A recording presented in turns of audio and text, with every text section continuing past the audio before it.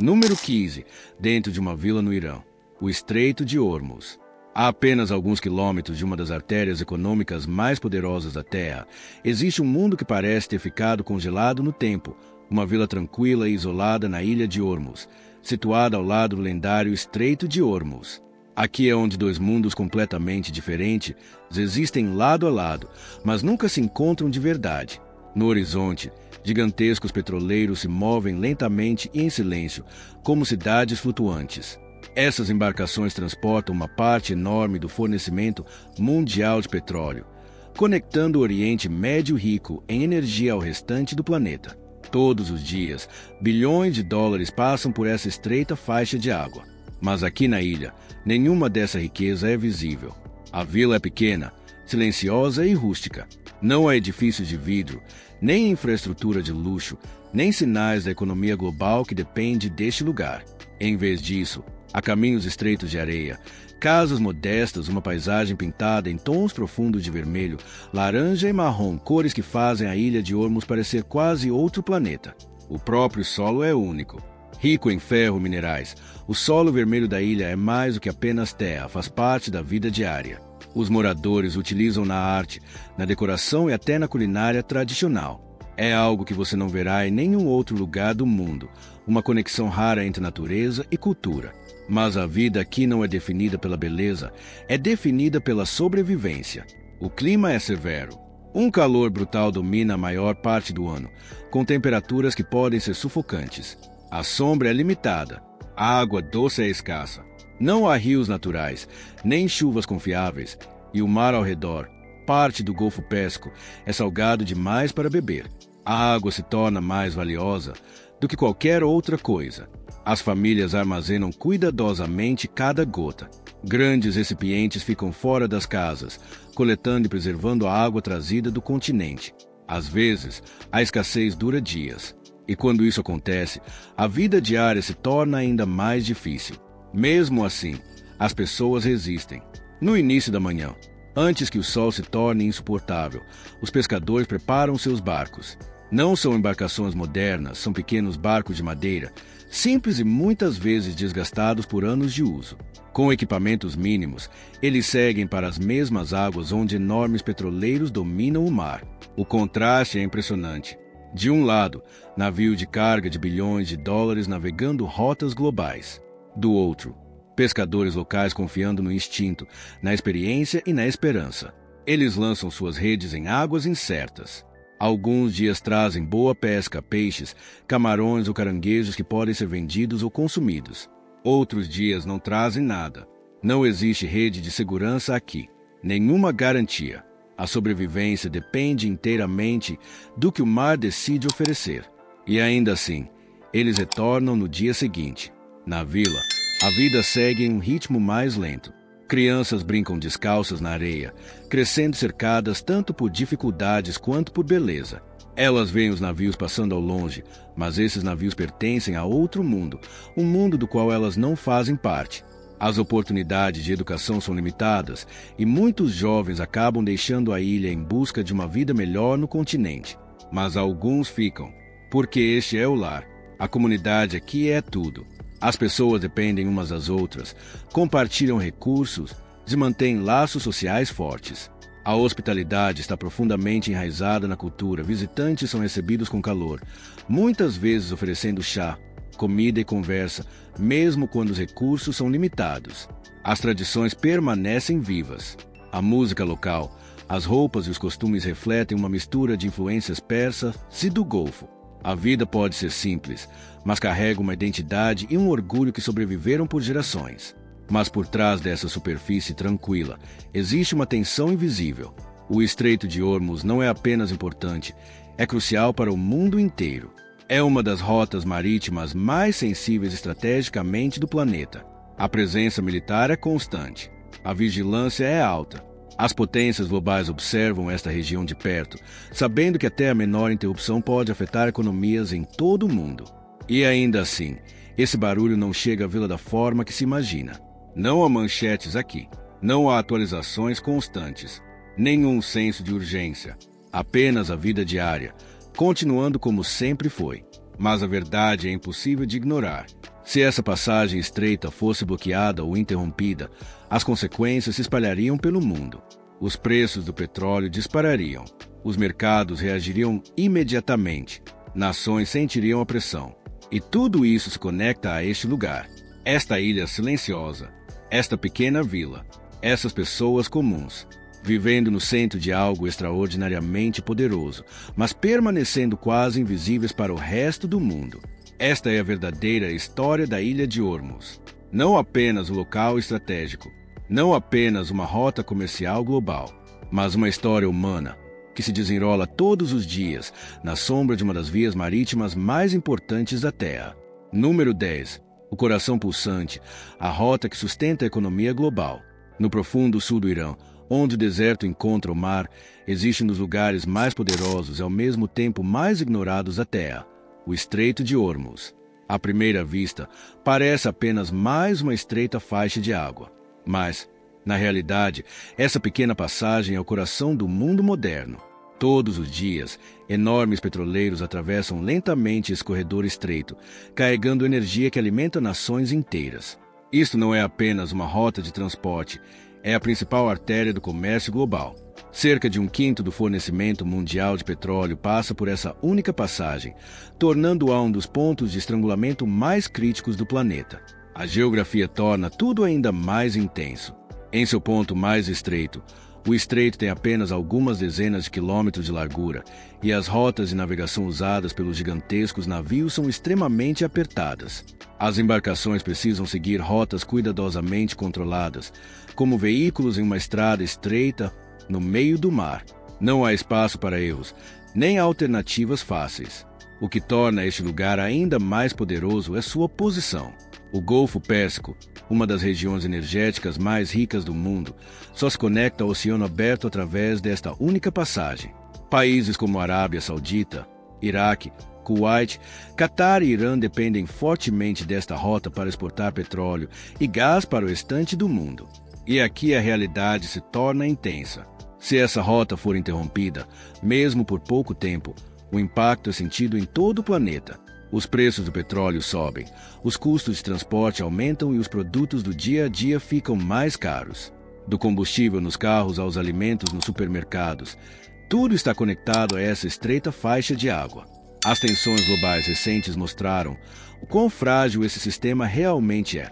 Quando o transporte pelo estreito é ameaçado ou desacelerado, os mercados de energia reagem imediatamente. Os preços sobem.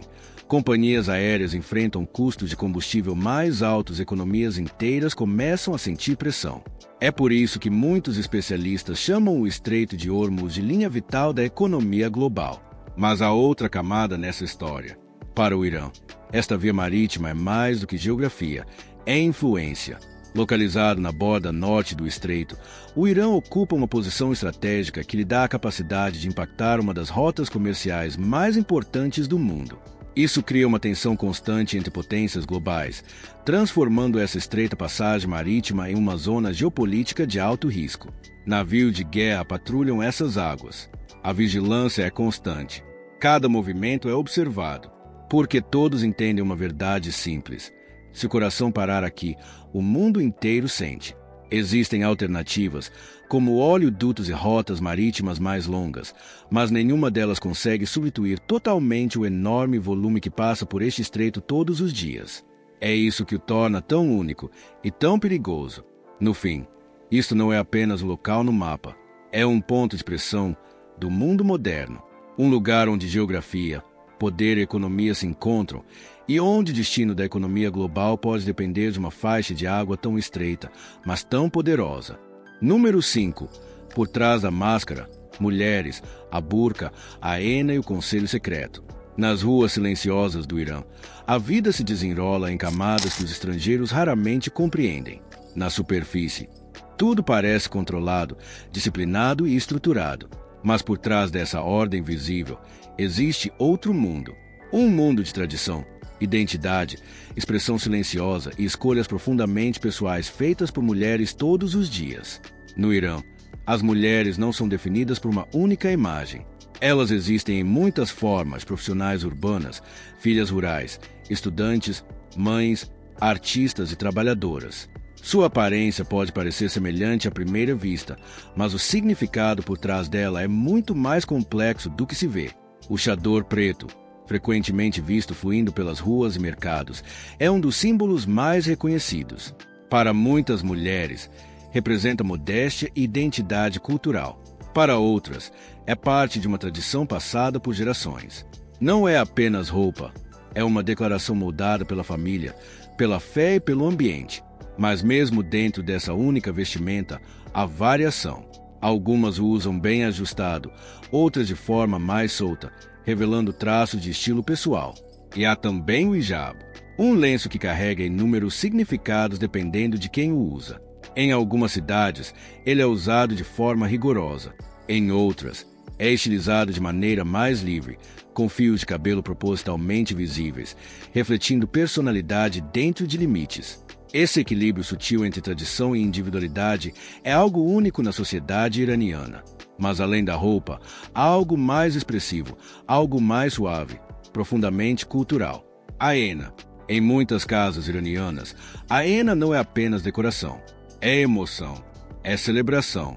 Ela aparece em casamentos, festivais religiosos e reuniões familiares. As mulheres se reúnem em salas privadas, rindo baixinho enquanto padrões intrincados são desenhados em suas mãos. Esses desenhos são temporários, mas as memórias que carregam são duradouras.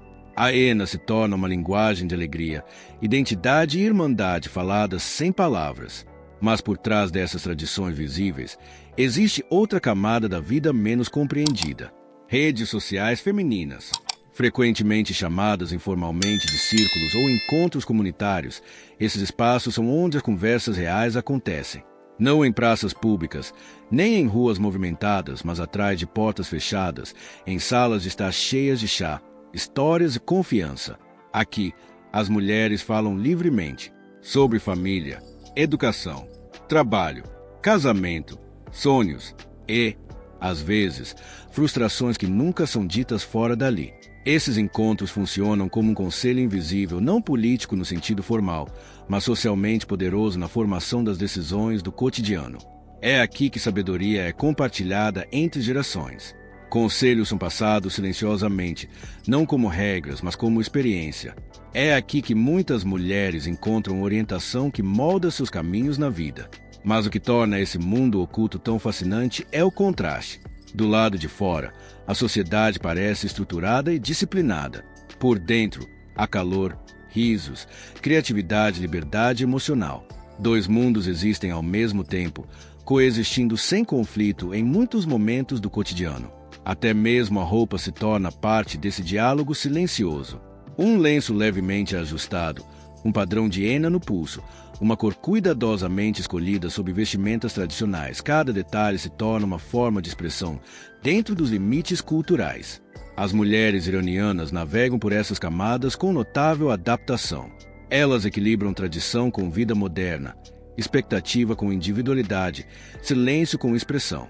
E enquanto os estrangeiros muitas vezes veem apenas regras ou restrições, a realidade é muito mais complexa. É uma sociedade onde a identidade não é apagada, ela é negociada diariamente de forma sutis, em espaços pessoais em resistência ou aceitação silenciosa. Por trás de cada máscara, não há apenas ocultação. Há comunicação, há cultura e, acima de tudo, a vida complexa, em camadas profundamente humana.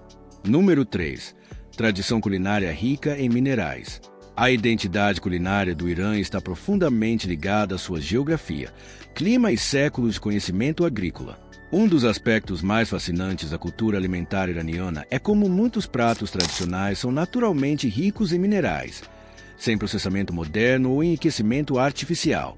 A culinária é baseada em ingredientes naturalmente carregados de minerais essenciais como ferro, cálcio, magnésio, zinco e potássio, tornando as refeições do dia a dia não apenas saborosas, mas também densas em nutrientes.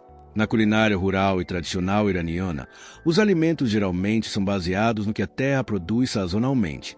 Isso inclui um amplo uso de ervas frescas, leguminosas, grãos, nozes e vegetais, todos contribuindo significativamente para o conteúdo mineral da dieta. Alimentos básicos como o espinafre, Salsa, endo e hortelã não são usados apenas pelo sabor. São fontes poderosas de cálcio, ferro e magnésio. Esses ingredientes são frequentemente misturados em ensopados e pratos de arroz, garantindo que até uma refeição simples tenha alto valor nutricional. Uma característica definidora da culinária iraniana é a combinação de arroz com adições ricas em nutrientes como lentilhas, grão de bico, feijões e nozes. Esses ingredientes são amplamente utilizados em todo o país e aumentam naturalmente a densidade mineral das refeições. Pistaches, nozes e amêndoas, comuns tanto em pratos salgados quanto em sobremesas, adicionam gorduras saudáveis e importantes minerais traço como zinco e cobre. A culinária tradicional iraniana também utiliza intensamente frutas como romãs, damascos, uvas passas e ameixas. Essas não são apenas adições doces, contribuem com antioxidantes e minerais como potássio e ferro, muitas vezes equilibrando pratos mais ricos à base de carne. O uso de frutas secas em ensopados cria um perfil de sabor agridoce único, ao mesmo tempo que aumenta a complexidade nutricional. Especiarias e agentes naturais de sabor são outra parte essencial dessa tradição culinária rica em minerais. Açafrão, cúrcuma, canela e cardamomo são amplamente usados em todo o Irã. O açafrão, em particular, não é valorizado apenas por sua cor e aroma, mas também contém minerais traço e compostos bioativos que aumentam o valor geral da dieta. Essas especiarias são frequentemente incorporadas em pratos de arroz, sopas e ensopados de cozimento lento. Outra camada importante da culinária iraniana é o uso de produtos lácteos como iogurte, queijos tradicionais e alimentos fermentados. Esses alimentos fornecem cálcio e ajudam na absorção de minerais, especialmente quando combinados com ervas e grãos. Em muitas casas, o iogurte é servido junto com quase todas as refeições, às vezes misturado com pepino, ervas ou nozes para aumentar tanto o sabor quanto a nutrição. Até mesmo os métodos de cozimento desempenham um papel na preservação dos minerais. Muitos pratos iranianos são cozidos lentamente em panelas fechadas, permitindo que os ingredientes mantenham seus nutrientes e sabores naturais. Essa abordagem tradicional evita o processamento excessivo, mantendo os alimentos mais próximos de sua composição mineral natural. Em essência, a tradição culinária do Irã não é apenas sobre sabor, é um reflexo do equilíbrio entre natureza e nutrição. Cada prato conta uma história de terra, clima e conhecimento antigo, onde a comida é projetada para nutrir profundamente o corpo, utilizando ingredientes naturalmente ricos em minerais essenciais compostos benéficos à saúde. Número 2. A deusa do sal, a mais longa caverna de sal da Ásia e o túmulo que cura. Nas profundezas das paisagens acidentadas do sul do Irã encontra-se uma das maravilhas naturais mais surreais da Terra, um lugar onde geologia, mitologia e crenças antigas de cura se unem em uma história misteriosa. Este é o mundo de enormes domos de sal, cavernas brancas brilhantes e túmulos sagrados que os moradores acreditam possuir energia de cura. O Irã abriga algumas das formações de sal mais extraordinárias do planeta, especialmente na ilha de Keshme, na região de Hormuzga. Essas formações fazem parte de vastos domos de sal que sobem lentamente do subsolo profundo como ondas congeladas do tempo. Ao longo de milhões de anos, a água da chuva esculpiu esses domos em cavernas, túneis e câmaras cheias de cristais que parecem quase de outro mundo. Entre essas maravilhas naturais está a caverna de Sal Namadan, na ilha de Keshme, amplamente reconhecida como uma das cavernas de sal mais longas da Ásia e do mundo, estendendo-se por mais de 6 quilômetros através de passagens de sal reluzentes. No interior, as paredes brilham como vidro e o ar carrega um cheiro mineral intenso que os moradores acreditam ter propriedades purificadoras. Dentro desse labirinto subterrâneo, as formações crescem de maneiras estranhas e belas. Diferente das cavernas de calcário que levam milhares de anos para se formar, cavernas de sal podem mudar em semanas ou meses. Após a chuva, os cristais de sal se reformam rapidamente, criando novas formas, pontas e estruturas fluídas que parecem quase vivas. Mas o que torna esse lugar ainda mais fascinante não é apenas sua escala, é a crença que o envolve. Moradores das regiões próximas contam histórias de uma deusa do sal, uma presença espiritual que acredita-se viver no coração da montanha de sal. Segundo o folclore, ela é a guardiã da pureza e da restauração, observando aqueles que entram na caverna. Alguns visitantes descrevem o local como incomumente silencioso, como se a própria caverna absorvesse som e emoção. Nas partes mais profundas do sistema de cavernas de sal, Existem pequenos santuários e estruturas semelhantes a túmulos esculpidas na rocha de sal. Um deles é frequentemente chamado de túmulo de cura pelas tradições locais. As pessoas acreditam que descansar perto dele, ou até mesmo tocar as paredes de sal ao redor, pode ajudar a aliviar problemas de pele, questões respiratórias e estresse emocional. Embora a ciência moderna explique as qualidades antibacterianas naturais do sal e sua capacidade de purificar o ar, a interpretação espiritual permanece profundamente enraizada na cultura local. Dentro da caverna, as formações de sal se parecem com estátuas congeladas. Algumas lembram guardiões, outras figuras em repouso enterradas no tempo. É aqui que a mitologia se intensifica. Alguns moradores dizem que a deusa do sal transforma a caverna em um lugar de renovação, convertendo energia negativa em calma e clareza. Além da crença, a realidade geológica é igualmente poderosa. Os domos de sal do Irã fazem parte de uma das maiores e mais ativas paisagens de sal do mundo, moldadas pela pressão tectônica e pelo movimento subterrâneo do sal que lentamente empurra as formações para cima como uma terra viva. Essa combinação de maravilha natural e significado espiritual é o que torna a história da deusa do sal tão única. Não é apenas um sistema de cavernas, é um lugar onde a profunda história da Terra e a imaginação humana se encontram dentro de túneis brancos brilhantes esculpidos pelo próprio tempo. Número 1. Kunzari, a língua sem lugar para viver. Muito além dos horizontes urbanos polidos e das manchetes políticas da identidade moderna do Irã, existe uma margem cultural oculta onde a própria língua parece não pertencer mais a nenhum mapa. No extremo sudeste da região, próximo ao Estreito de Hormuz, uma língua rara sobrevive em isolamento, o Kunzari. É falado por apenas alguns milhares de pessoas, mas sua história parece muito maior do que seus números. O Kunzari não é apenas uma língua. É um sobrevivente linguístico moldado por séculos de isolamento, comércio, migração e sobrevivência ao longo das montanhas costeiras e vilarejos de pescadores próximos às águas que separam o Irã e Omã. Linguistas a classificam como uma língua iraniana do sudoeste, relacionada ao persa e ao luri, mas ela carrega uma identidade própria, moldada por influências árabes, persas e muitas outras ao longo das gerações. O que torna o Kunzari verdadeiramente incomum é sua geografia. Ele não pertence a um país da forma como a maioria das línguas pertence. Em vez disso, existem bolsões dispersos, pequenas comunidades costeiras e assentamentos isolados onde famílias ainda o falam como língua materna, apesar de as línguas dominantes ao redor estarem lentamente tomando conta da vida cotidiana. De muitas maneiras, o Kunzari sobrevive como uma língua insular em terra, desconectada do mundo linguístico maior ao seu redor. Na vila de Kunzari, através das águas na ilha de Larak, a língua ainda respira no cotidiano. Em conversas de pesca, histórias familiares no ritmo silencioso de comunidades moldadas pelo mar. Mas mesmo aqui, sua sobrevivência é frágil.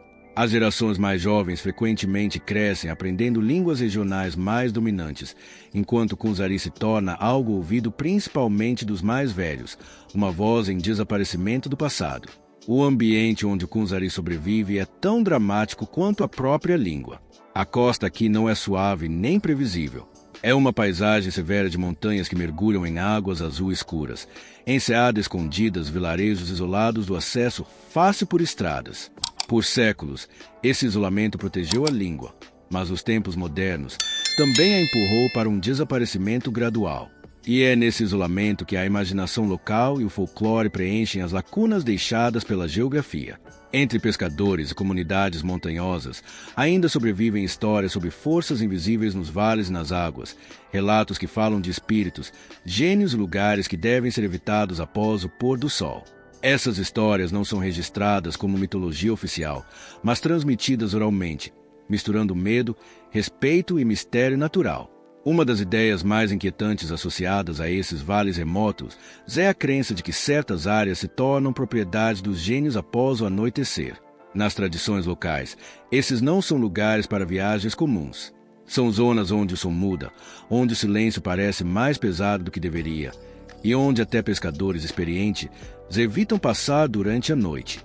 Seja interpretado como superstição, metáfora ou memória cultural, essas histórias refletem o quanto a paisagem está profundamente entrelaçada com a crença humana.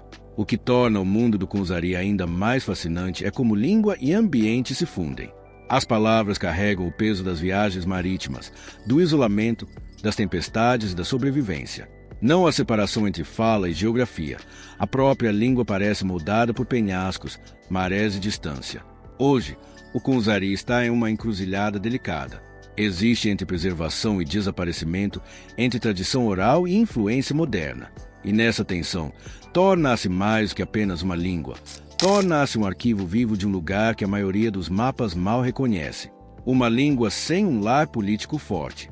Um vale envolto em mitos após o anoitecer. E uma cultura sobrevivendo silenciosamente na fronteira da visibilidade. E isso é o mundo que a maioria das pessoas nunca vê. Um lugar onde gigantes do petróleo de bilhões passam silenciosamente pelas mesmas águas, onde pescadores lutam pela sobrevivência. Onde vilas antigas permanecem à sombra da economia global, quase invisíveis, mas completamente essenciais. Onde geografia, poder e vida humana colidem em uma estreita faixa de mar. Mas aqui está a verdadeira pergunta. Se essa pequena passagem controla tanto do mundo, o que acontece se ela algum dia mudar? Pense nisso. Se você gostou dessa jornada por um dos lugares mais poderosos e misteriosos da Terra, não esqueça de curtir, se inscrever e ativar as notificações, porque a próxima história oculta vai te levar ainda mais fundo do que esta. E me diga nos comentários qual parte mais te surpreendeu.